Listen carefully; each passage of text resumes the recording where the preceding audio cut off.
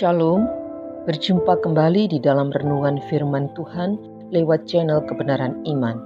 Kiranya kasih karunia dan damai sejahtera melimpah atas kita sekalian.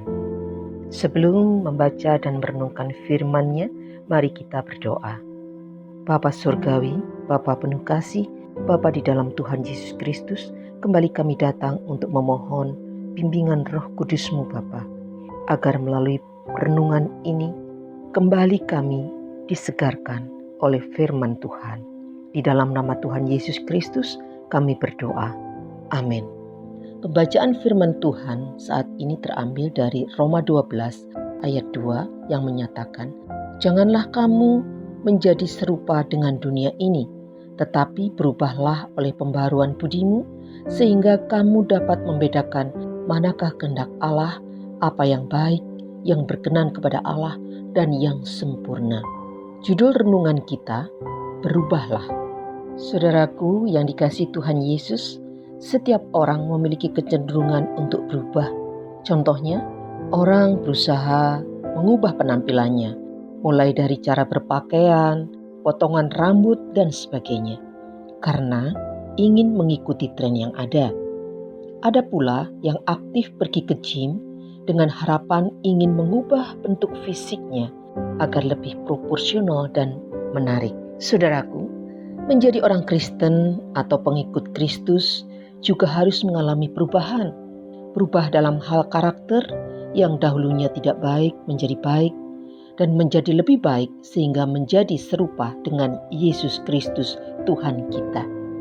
Jika setiap hari kita membaca Alkitab, setiap minggu ikut kebaktian dan mendengarkan firman Tuhan, dan mungkin mendengarkan khotbah melalui radio, melalui TV, ataupun membaca renungan-renungan firman Tuhan, seharusnya ada yang berubah dalam diri kita atau dalam karakter kita sehari-hari.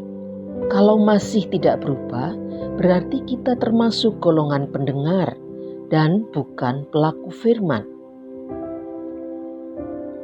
Saudaraku yang dikasihi Tuhan Yesus Kristus, perubahan yang dimaksud bukan perubahan yang terjadi sekali saja, melainkan sebuah proses perubahan yang berlangsung secara terus-menerus.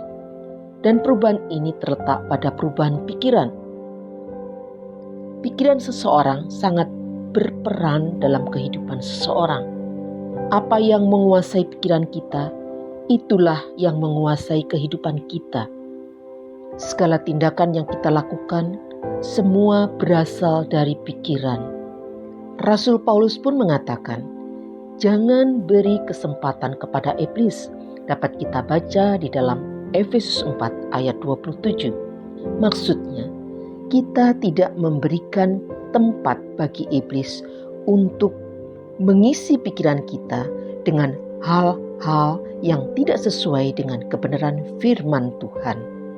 Memang tidak mudah berubah dalam hal rohani bila kita hanya mengandalkan akal, mengandalkan kekuatan, dan mengandalkan kemampuan diri sendiri.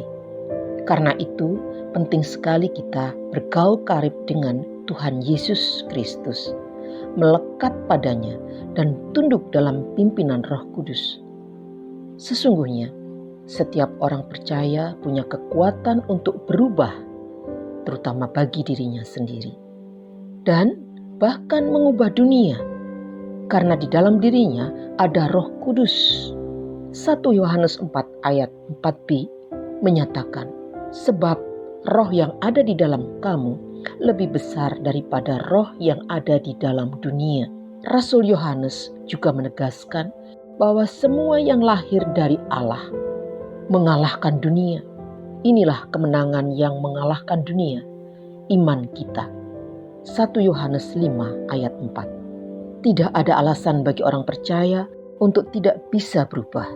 Kita bisa berubah, asalkan kita yang sudah dibenarkan karena iman kepada Yesus Kristus dan beroleh pembenaran dari Bapa, rela menyerahkan hidup sepenuhnya untuk dipakai Tuhan sebagai wujud ibadah yang sejati.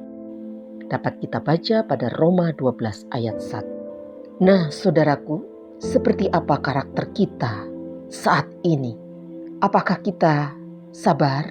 Apakah kita pemarah, suka menfitnah, malas, pikiran yang negatif, dan berbagai karakter jelek lainnya? Saudaraku, janganlah menjadi serupa dengan dunia ini, tapi mari berubahlah semakin serupa dengan Yesus Kristus. Kiranya Roh Kudus menolong kita. Amin. Mari kita satu dalam doa.